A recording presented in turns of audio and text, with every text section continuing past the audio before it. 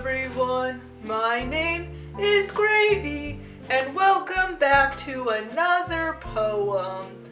This past week, we have had some really weird weather. It was really warm one day, and then we had snow the next. So I am going to read a poem about the weather. This poem is called Weather by Eve Merriam. Dot a dot dot, dot a dot dot, spotting the window pane. Spack a spack speck, flick a flack fleck, freckling the window pane. A spatter, a scatter, a wet cat, a clatter, a splatter, a rumble outside. Umbrella, umbrella, umbrella, umbrella. Bumbershoot barrel of rain. Slosh a galosh, slosh a galosh, slither and slather and glide. A puddle, a jump, a puddle, a jump, a puddle, a jump, puddle, splosh. A juddle, a pump, a luddle, a dumpa, Puddmuddle, jump in and slide.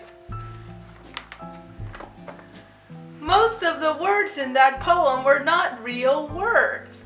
Instead, what the poet was doing was making noises in the form of words. When we make noise sounds in the forms of words, we call that onomatopoeia.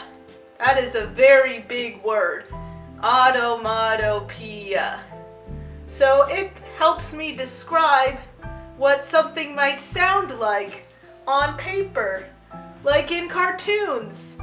When the comic goes bam and there's a giant bubble that says bam in it, that tells you that it makes a bam noise.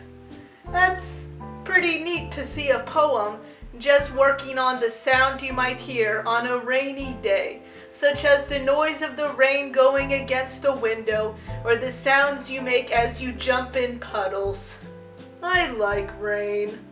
That is all for this week's poem. Stay tuned for another poem.